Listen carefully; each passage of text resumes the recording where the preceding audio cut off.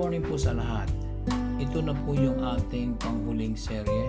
Part 10 na po tayo sa topic, Revisiting the Doctrine of Repentance. Sa mga nakaraan po nating pag-aaral, masasummarize na po natin na ang repentance talaga ay clearly yung pagtalikod sa gawa ng kasalanan. Hindi lamang po dun sa ating gawa, dun sa karakter po na ating mga kilos, yung ating action, kundi ang pagsisisi ay tumutukoy din sa ating mga kaisipan, sa ating kalooban, sa ating iniisip. Yung karakter po ng ating gawa, actions, at ang ating karakter ng ating pag-iisip, yun po ay dinadala sa pagsisisi. Yun ang pagtalikod natin sa masamang gawa nating mga kasalanan at sa mga masamang iniisip nating kasalanan. Alam po ba ninyo, pagka ang isang tao ay tunay na pinagkalooban ng pagsisisi ng Diyos, yung kanyang gawi ng pagkakasala ay hindi na madali. Ene po magkaswelo ing meto nga taong migsising tuto. Lalong-lalo na babagabaga ning kayang kalooban, itang kayang konsensya. Makukonsensya every time na siya ay magkakasala. At hindi man niya ginugusto ang pagkakasala, kundi siya ay para bang nagkakamali at nadudulas. Siya ay natutukso at pagkatapos ng kanyang pagkakasala, siya ay nakakadama ng pagsisisi. Dahil ang repentance po ay hindi lamang one time, kundi yung unang binigay ng Diyos sa iyo ay magiging para bang ito ang magiging sistema ng iyong buhay na kung ikaw ay magkakamali, ikaw ay luluhod sa harap ng Diyos at hihingi ng tawad at hinihiling ng Diyos sa iyo muli ay talikuran mo, iwanan mo yung pagkakasalang iyon. The practice of sin is no longer easy. There is no available practice for you to sin. Kaya yung taong tunay na nagsisi ay wala na siyang dahilan para siya ay masiyahan sa kanyang ginagawang mga pagkakasala. Dahil nararamdaman niya na na-o-offend niya, nasasaktan niya ang Diyos sa kanyang mga gawang karakter ng kanyang paggawa ng kasalanan at karakter ng kanyang pag-iisip ng masama. There is no more pleasure. Dapat ay wala na. Wala ka nang nararamdaman na, ay, karapatan ko ito, na binibigyan mo pa ng justification. Kundi, ina-admit mo kagad, there is this easy and para pang madaling admitin na ang iyong pagkakasala. Na nung araw, ay hindi mo ginagawa ito. Ito ay pinaglalaban mo na sinasabi mo, ay naman maturing gagawang ko. Na ako man maralas kong daramdaman, na ako man manistorbong tao. Na ako man manalipos ng tao. Pero hindi mo alam, sa mata ng tao, simpleng pwede pa yon. Pero sa mata ng Diyos, sa paningin ng Diyos, hindi. Masama talaga yung kasalanan. Sa Kanya, ang kasalanan ay maliit, malaki kasalanan. Sa atin, merong sa pagsisisi, merong white lies, merong black lies, merong mortal, merong venial. Ano ba yan? Hindi ganon. Sa paningin po ng Diyos, isa lang, pagkakasala. At hindi mo ikapapasok sa langit ang kasalanan. At ang iba nga nakakatawag ng Panginoon sa Diyos At alam nila kung sila ay nagiging spiritual sa kanilang mga paggawang ng kanilang mga buhay, para bang may karapatan silang magsabing, may garantiya sila na sila'y kakanlungin ng Diyos. There is a condonation of their sinfulness. Hindi po pwede. Not by works, kundi yung biyaya, yung kilos ng Diyos, yung ang plano ng Diyos, ang kanyang ginagawa for His own pleasure, na magbibigay sa kanya ng biyaya ng kalalwalhatian. Mga kapatid, hindi sino man na tumatawag ng Panginoon, Panginoon sa Diyos naliligtas. You have the capacity, you have the capability, as well as you have the ability to come toward God and claim salvation by way of calling Him Lord, Lord. Hindi po. Tatanggihan ka ni Kristo. Maaari kang dumating sa Ama not using the way of the Lord Jesus Christ. Hindi ba sabi niya, I am the way, I am the truth, and the life. No one or no man cometh to the Father except by me. Yung mga ibang mga churches na kanilang mga miyembro, mga pastores, ininalapit sa Ama, not the way of Jesus Christ. Because the Ama, the Father in heaven, will always coordinate with the Lord Jesus Christ by way of repentance. Hindi ba sinasabi doon sa John 6:44 ba yun? Na ang sabi ni Jesus Christ, walang ekang, no man can come unto me unless the Father who sent me draws him to me. Bakit kanya dadalhin kay Kristo kung hindi ka pa nagsisi? Dahil ang trabaho ng Ama ay pagsisisi, repentance towards God. Gusto niya, tumingin ka muna sa Ama sa langit. Tumingin ka muna sa Diyos. At sa pagtingin mo sa Diyos, gagampanan ka ng pagsisisi ng Diyos. Kaya't not everyone that saith unto me, Lord, Lord, shall enter into the kingdom of heaven. Hindi na ang sino man tumawag sa akin ng Panginoon, Panginoon maliligtas Hindi naman gano'n sabi ng Panginoong Jesucristo Kung tumawag ka ng Lord na nagrespeto ka ng Lord, Lord, yun na. Hindi po gano'n, mga kapatid. Mararamdaman ninyo sa maraming mga church na nagkakaramihan ng miyembro. Madaling magpakarami sa pamamagitan ng madaling ebanghelyo. Yung mga ibang klaseng ebanghelyo, hindi naman ebanghelyo ni Jesus Christ. This is not even the gospel of the Lord Jesus Christ. Imagine, walang denial of self, walang picking up the cross, kundi having faith in Christ Jesus, easy believism, madaling gawin yan, madaling magpakarami, madaling sabihin sila ligtas na. But sa makatuwid hindi pa. Dahil nga, meron tayong binabasa, meron tayong katuwiran sinasabi sa kanila, meron tayong katotohanan sinasabi sa kanila ng Mateo 7:21. Sabi niya, not everyone, sabi ng Panginoong Jesucristo, that saith unto me, kahit na manalangin ka ng Lord and Lord without repentance na nangyari sa buhay mo, na hindi ginawa ng Diyos sa'yo, ng Ama sa langit, He will not draw you to Jesus Christ. Hindi ka pwede. Hindi ka nilalapit kay Kristo. Wala yung sa sistema. Kaya nga, eto ang kasunod Ang kasunod na sinasabi, but, sabi, merong malaking but. Alingaw nga itong, pag sinabi ng Panginoong Diyos, heaven and earth shall crash. Heaven and earth shall be destroyed. Heaven and earth will happen, will not prosper. But the word of God, shall not pass away. Hindi masisira ito. Mangyayari at mangyayari. Kaya ito sinasabi ni Jesus Christ, talagang these are the words na talagang hindi mo mabali, hindi mo makaya.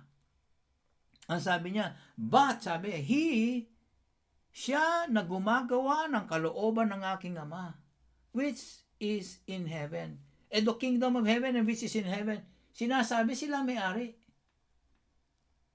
So, ang sinasabing matuwid dito, katotohanan sinasabi ni Jesus Christ, siya na nagpapailalim sa kalooban at gumagawa ng kalooban ng aking Ama. Anong kalooban ng Ama? Pagsisisi muna. Alam ng mga pastores ito, marami mga aklat na mga author na inaalis nila ang pagsisisi sa equation. Ang formula, repentance, faith, Christ equals salvation. But yung repentance dito, God the Father, repentance, then draw to you kay Jesus Christ na may faith, bibigyan ka ng faith para answer is salvation. Pag inalis mo ang repentance sa equation, walang salvation. Yun po ay nalaman natin doon sa mga ibang seryeng pinag-aralan natin. The will of the Father in saving one sinner is to submit. Ikaw ay magpapasubmit ka. Yun ang gusto ng Ama sa langit. Obligatory ka ngayon na, obligated ka na mag-submit ka. Kung hindi ka magsasubmit, wala pong kaligtasan. Mahirap po yung kaligtasan. Ginagawa ng mga churches, kaya sila dumadami, ginagawang napaka-easy ng salvation because they don't really wanted to follow the will of God. Kaya nga ang sabi ni Jesus Christ sa kanila, kahit na magpakita kayo ng inyong mga magagandang, magagarang, mga wonderful works, kahit na makilala kayo, maging popular kayo sa mga spiritual ministries ninyo, kahit na kayo ay magsipag-prophesy sa pangalan ko, I never knew you. Sabi ni Jesus Christ. Kasi ano sabi? Matthew 7:22. Many will say to me in that day, ipagagara pa ipaglandakan pa nila. They will pride themselves to Jesus Christ in those days. Sabi niya, they will say to me in that day, Lord, Lord, have we not prophesied in thy name ba?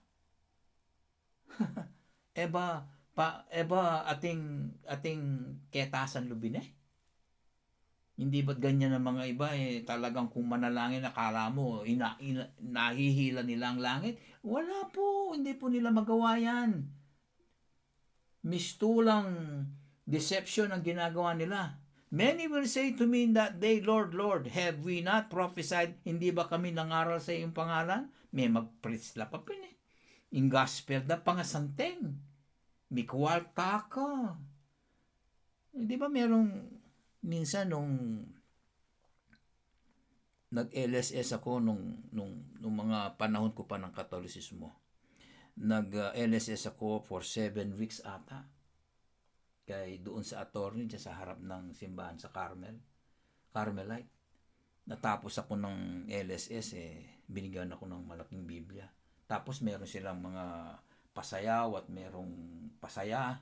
May piging na awitan, ang aawitin, ang buhay ng Kristiyano ay masayang tunay, masayang tunay, masayang tunay, ang buhay ng Kristiyano ay masayang tunay. Hindi naman po totoo yun. Paano sasaya ang buhay ng Kristiyano? Sabi ni Kristo, if you want salvation, deny yourself. Pick up your cross, your own cross, then follow me. Kaya nga napakasayang tunay ng buhay ng Kristiyano talagang hindi naman sila Kristiyano Hindi po ba? Matthew 7:22, haven't we prophesied in thy name? Hindi ba mga masaya pa kaming nagsasalita in thy name, have cast out, palakpakan pa kami pag kami nagpapalayas ng mga demonyo, talagang mga demonyo naman sumusunod sa amin. Hindi ba't masaya sila? And in thy name done many wonderful works. Palakpakan yung naka-wheelchair tumayo, takbo ng takbo Yung may sakit gumaling. Gagaling. Sabi pa, may mga pa masayang tunay nga. But then, tingnan ninyo, masaya ba si Pablo? Pinugutan ng ulo si Pablo, di ba? Masaya ba si Pedro? Si Apostol Pedro? Ipinakong nakabaliktad. Pinatay. Sino ba yan? Si Bartolomeo. Belatande yata. Meteo. Yung Mark ba pinagpapana. Walang magandang ending ang buhay nila. Malungkot, masakit, afflicted sila talaga. Maraming affliction. Ito ang sinasabi dito, napaka simple lang. Simple lang kami, nangaral kami sa pangalan mo. Nagpalayas kami ng mga devils sa pangalan mo. And in thy name, done many wonderful things. Mga works ito, mga kapatid. Alam natin, it is not by works can man be saved. It is by the grace of God. Ang sinong tatrabahuin ng Diyos.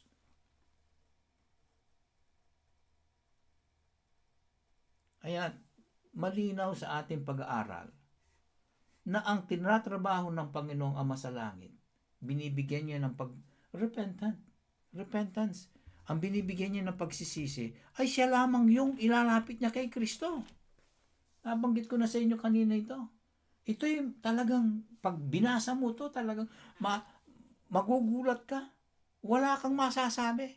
Ang may tatanong mo, ako ba'y nagsising tunay? Dahil kung hindi ako nagsising tunay, inilapit ba ako ng Ama sa kay Kristo? Maliwanag, no man can come to me. John 6:44. Walang sino mang tao, nilalang ng Diyos dito sa mundo, ang makalalapit kay Kristo, except ang Ama, the Father which had sent me. Tingnan mo, silang dalawa nagtatrabaho. Draw him to me and I will raise him up at the last day. I will save him, ang ibig niya sabihin. Walang inililigtas. Inuulit-ulit ko sa inyo mga kapatid. Walang inililigtas ang Panginoong Jesucristo na hindi binigay ng Ama sa Kanya. Yun ang nakakatakot. Hindi ibig sabihin na sila'y gumawa ng mga magandang bagay, mga milagro, mga nagpalayas, nangaral. Hindi como marami yung mga simbahan na yan. Kaya malalaki yung mga matatayog at maiyaman ng mga makwaltang mga iglesia. Sila ay inilapit kay Kristo. Kaya ang tingin ko, pag ang iglesia ay tunay na konti lang, nagkakakilala sila, nagkakaibigan. Imagine, Katolisismo. Kaya dami ng kaniyang mga member, nag-aaway, papatayan. Pagmasdan mo kung yung pinatay, yung pumatay, kamiyembro. Kung talagang tunay silang iglesia, walang mangyayaring ganyan. Sa atin ba? Konting chismis lang sa atin talagang inaayos na ng Diyos sa atin yan Magkakaroon ng discipline. Masasaktan ka. Mag-iisip ka. Iisip mo, ano kayang ginawa kong mali sa Diyos? Ano kayang ginawa ko sa kapatid ko na ayaw ng Ama sa langit? Mapapalo ako. Hindi simple. Ang kapatid, ang sino mang iniligtas ng Yesu Kristo ay nilapitan ng Ama at pinagkalooban ng gawa ng repentance, ng pagsisisi, tumalikod nga sa kasalanan at humarap sa Diyos. Lumapit. Ipinagyayabang pa ng marami.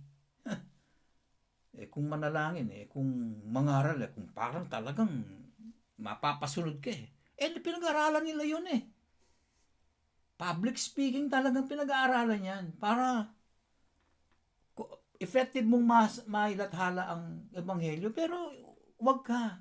Yung mga humahawak sa ebanghelyo, ang tunay lamang na nakakaligtas ng umahawak yung kanyang iglesia. Yun ang binigyan ng komisyon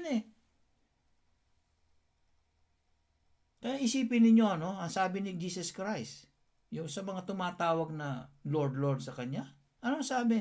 Bakit nyo ako tinatawag na Panginoon, Panginoon? Hindi nyo naman ginagawa yung mga bagay na sinasabi ko. Hindi ba yung last na sinasabi, hindi nyo naman ginagawa ang mga bagay na sinasabi ko?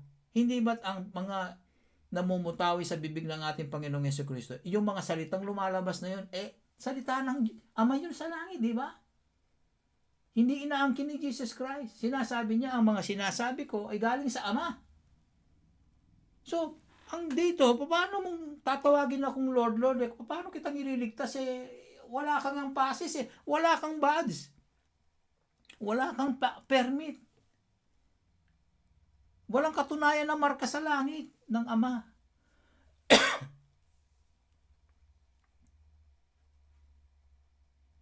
Kapatid, there is no guarantee.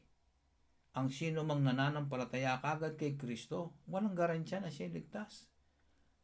Mauna muna ang karampatang ginagawa ng Diyos Ama sa karakter ng ating aksyon, sa karakter ng ating pag-iisip, ang ating pamumuhay. May pailulublob, mababaptidso sa repentance, sa pagsisisi. Kaya nga, ang Diyos Ama ang nagtatrabaho. Walang sino man kasi na makalalapit kung hindi sa pamamagitan ng Ama sa Langit na magbibigay kay Kristo. That's God's grace. And ang napakahalaga sa kaligtasan ang ang gawa ng Diyos. Sa labas noon ay may lili ka, may bating ka. Outside the grace of God, wala. Hindi ka pwedeng sa sarili mo, ipasok mo sarili mo. Hindi pwede. By way of the grace of God, one is saved. And outside the grace of God, one is totally lost.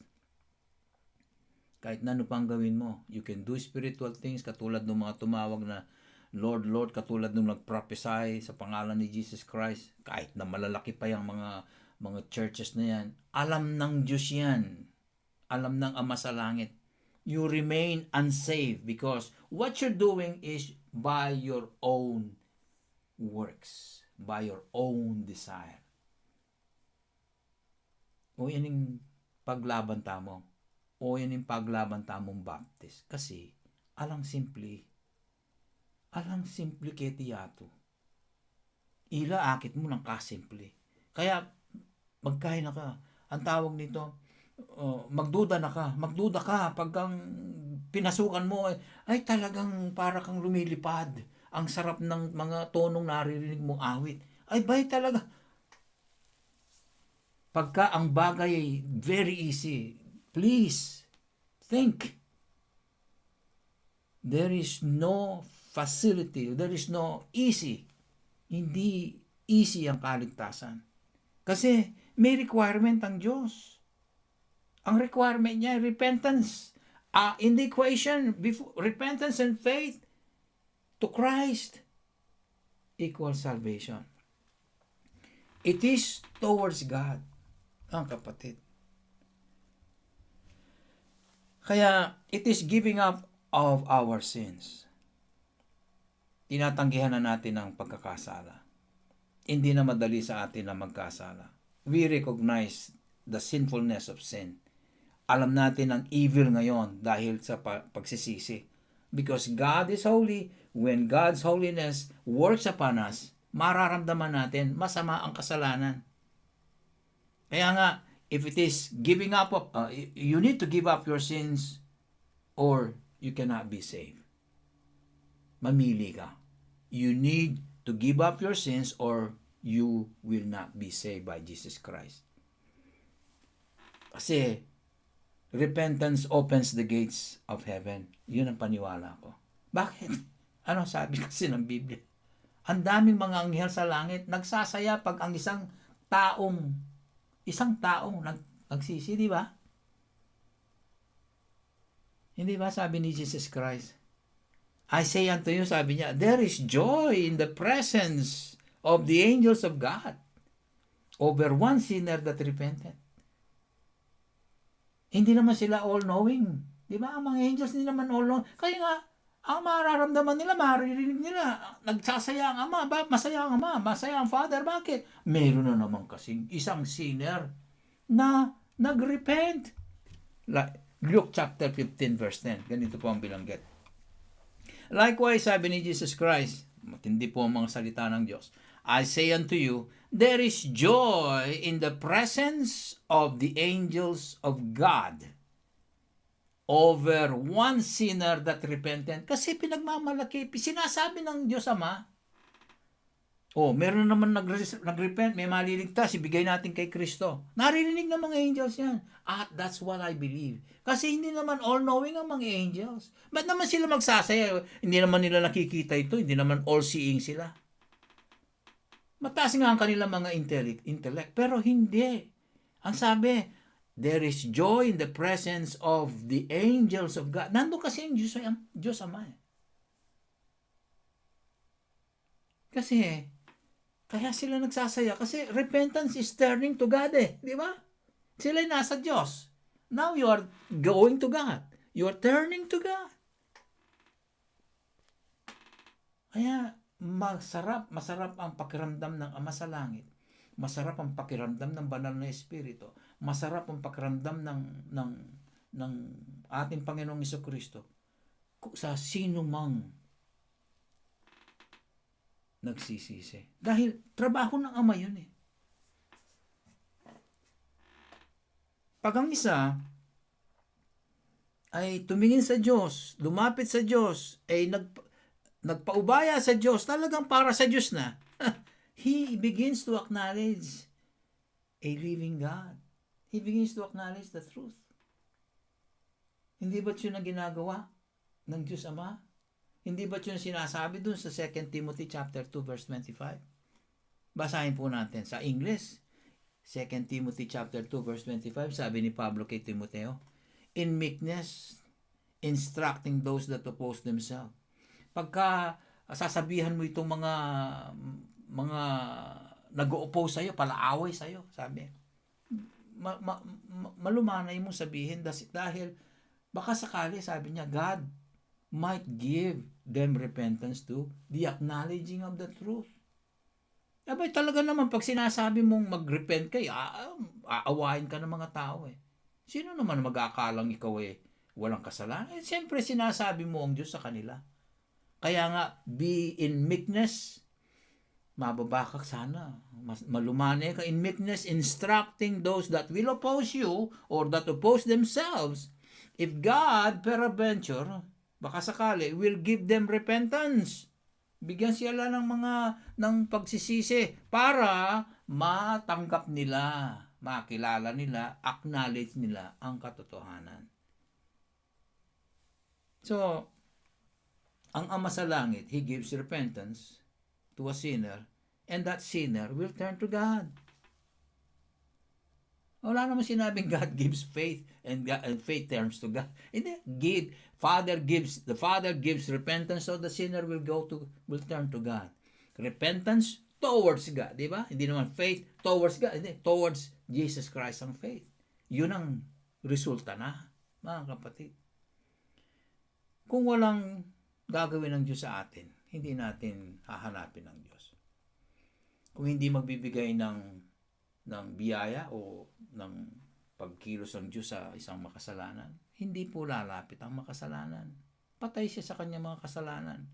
Sabi nga dun sa Roma 3:11, in Romans chapter 3 verse 11, ang sabi ni Pablo, wala ekang sino mang nakakaunawa. There is none that understand it. Dahil sa kanilang mga kasalanan na lublob sila. Blinded sila ni Satanas. There is none that seeketh after God. Walang sino man, ni katiting ni isang tao, walang sino man ang naghahanap sa Diyos o maghahanap sa Diyos. Kaya kailangan ng Diyos muna ang humakbang. Siya muna ang maunang hakbang. Gagawa siya ng paraan para itong taong ito kumislap sa kanyang mga mata at ma-acknowledge niya ang katotohanan na tinatawag siya ng Diyos at masama siyang tao. Kailangan niyang maglinis sa pamamagitan ng repentance. Di ba si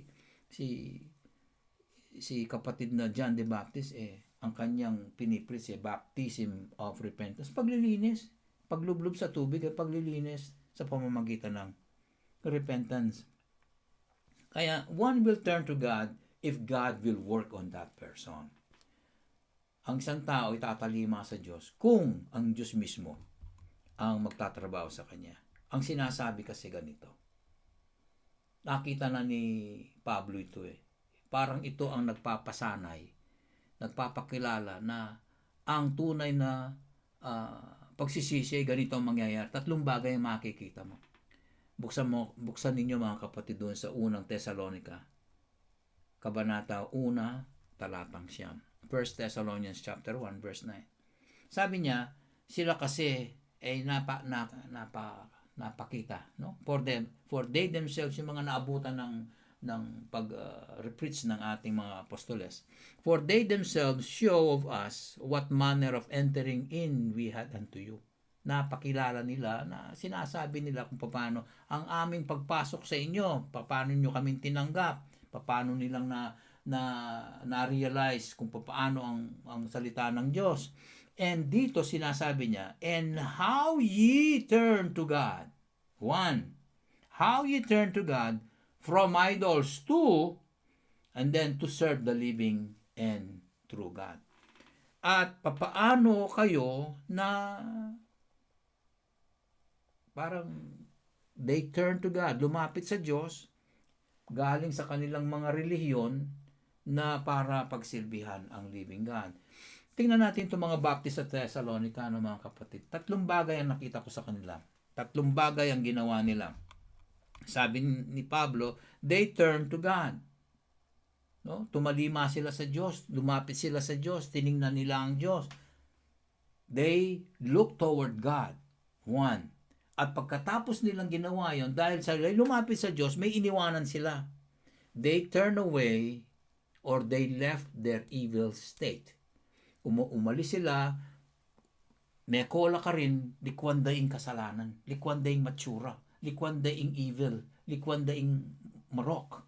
Iniwan ng marok, number 2. At pangatlo, yung they serve the living and true God. Alam niyo mga kapatid, ang ginawa ng mga Thessalonica Baptist na ito, lumapit sa Diyos, tinanggap ang Diyos, iniwan ng masama, at nanilbihan. Ito po yung repentance. At nanilbihan. Alam po ninyo, mangarap ka kayong metong tao, pangaralan nyo siya, pagkatapos pagdating sa baptism, ayaw niya. Kasi yung kanyang kaisipan, hindi pa na bago. Pag ayaw ng isang tao, pag nangangaral tayo ng Ebanghelyo, kahit natanggapin niya si Kristo, pero pag challenge mo na siya na magpa-submit siya sa baptism na kalooban ng Ama sa Langit, kalooban ni Jesus Christ, kalooban ng Banal na Espiritu, baptize them in the name of the Father, the Son, and the Holy Spirit, ayaw niyang magpabaptize, that means wala po siyang binago sa kanyang kaisipan.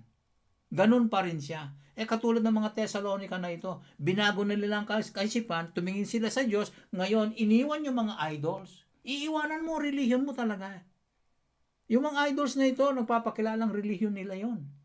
So, they chose to abandon all unrighteousness, even their bad religion, even their idols, their idolatrous religion. They came toward God to serve Him. And that is already holiness. Hiniwalay ka na.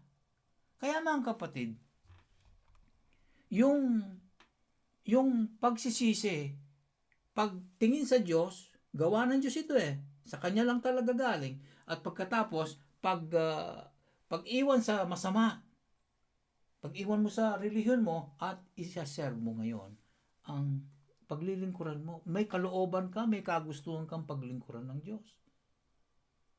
Kaya, pag ayaw mo magpabinyag, magpailalim sa binyag, na sinasabihan ka ng nangangaral sa'yo, na pinangaralan ka ng Ebanghelyo, tinanggap mo naman si Kristo, ngayon challenge ka, ano ang kailangan mo, magsilbi ka. Paano ka magsisilbi? Magpapailalim ka sa baptism at ayaw mo yon, di walang redirection. Walang redirection of your will. It clearly shows that there was no redirection, there was no change, there was no repentance. Ang ginawa ng mga Thessalonian Baptist ay nagkaroon silang redirection of their will. Kaya nga doon sa 1 Thessalonians chapter 1 verse 9, ang nakita ko, yung mahalay na kalooban ay tinanggal nila. So, redirection against your carnal desires, your worldly desires, your carnal mind. Yun ang tinutumbok ng Ama sa Langit. Yun ang sisti ng repentance, pagsisisi. Redirection ng iyong kaisipan. Kaya yung kaisipan mo, yun ang kalooban mo. Ang pagbabago ng iyong kalooban is a redirection of your will. And that is the work of God. When that happens, tinamaan ang iyong kalooban, that is the work of God. Tinamaan ang iyong kaisipan, that is the work of God. You are redirected for a new purpose. That is the work of God. Ang iyong purpose ay maging Baptist ka, maging spiritual ka, magbasa ka ng scripture, mamuhay ka sa pamamagitan ng halimbawa ni Kristo, yung katotohanan, that is the work of Christ. That is the work of the Father in heaven, I mean. That is repentance. Sabi pa nga ni Jesus Christ, pinalakas pa niya ito eh.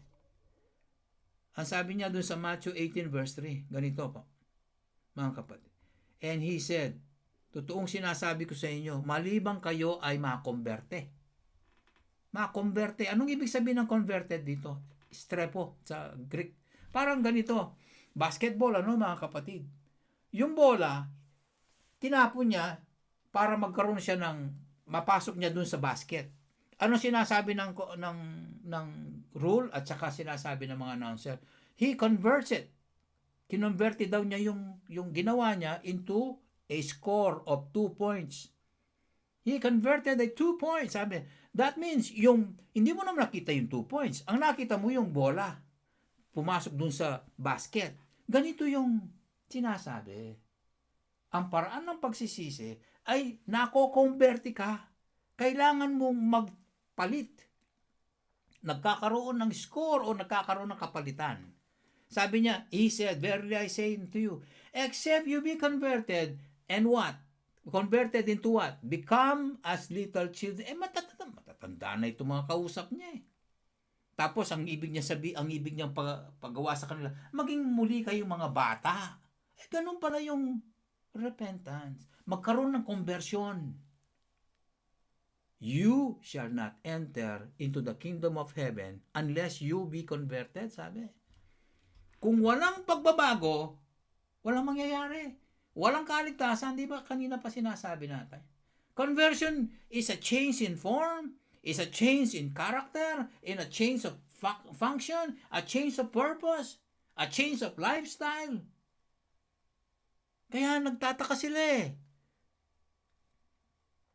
Ano mo rin sabihan, ako na, miminom ngeni, ako susugal, ako mambabae, ako maglalaki, ako maglaram. Hindi ibig sabihin nagsisi ka nun. Ang pagsisisi, ginagawa mo yon dahil ginawa sa iyo ng Diyos yon para ikaw ay tumingin sa Kanya. Pinaman miminom, alane, mamasang scripture. Kaya ba't at supaking religion no? Makanahan mo sabihin, born again niya. Paano mo sasabihin siya Kristiyano? Paano siya hindi naman dinina yung religion niya? Wala, mga kapatid. Hindi siya na-convert. Kasi we're not talking about something that you do, or something that you did, or something that you have. Katulad sinasabi ko, nag-change nga yung pamumuhay niya. Tapos, wala naman siyang towards God. Wala naman siyang Jesus Christ. Meron nga siya, pero ang Jesus Christ sa kanya, man-made sa kanya, ang sariling kaisipan. Paano? Kasi it is something that God has done for you. That God is doing something in us when He saves us. Yun po ang repentance. Hindi pwedeng sarili mong klaseng pag-repentance na lungkot ka. Okay, alam natin mayroong emotional effect ang godly sorrow. It leads to repentance. Pero yung emotional mo, pag hindi godly yon, pag hindi galing sa Diyos, ang dating niyan, hindi po tunay na repentance. Hindi po mag-turn towards God yan. It will turn towards yourself. Then, you will go back to your evil self. Hindi ka naman umalis talaga. But, if it is turning towards God, you will leave evil. You will not be pleased doing evil. Wala ka ng pleasure. It is not something that you like to clean your life. Kasi it's not by works that you want to be saved. Magagawa mo nga naman yan, but it's not. It is not by works, by self. Kailangan ang Diyos mismo ang kikilos sa'yo. Di ba? For by grace are ye saved through faith. And that not of yourself, not of ourselves. It is the gift of God. Hindi yung meron nagsabing, you stop sinning. Tapos, ako bisa may kasalanan, tumaligtas ko. No. Not by works. Because salvation is a gift. It is a gift. Or it is a thing that God produces when He saves you. Ginagawa ng Diyos para mag-produce siya ng salvation sa'yo. Hindi yung nandun na yung salvation, gagawin. No. Ginagawa pa ng Diyos sa iyo yun. Ayan mga kapatid, marami akong nabanggit sa inyo. Umaba po ang ating pag-uusap. Ito po yung pinakahuling serye natin. Kung may mga question po kayo, nandyan po ang ating malugod na pastor. Maari po niyang i-discuss muli sa inyo ang mga answer. At pasalamatan po natin ang ating Panginoong Diyos sa kanyang binigay na 10 serye sa atin. Mahalin po natin ang kanyang mga doktrina nang sa gayon magamit po natin ito sa ating pamumuhay, hindi lamang sa pansarili, pampamilya, kundi po pang yung ating pag-ibanghelyo po. Mabuhay po ang ating iglesia, mabuhay po ang ating Ama sa langit. Praise be the Lord God in heaven. Through the name of our Lord Jesus Christ. Amen. Amen. Bye-bye po.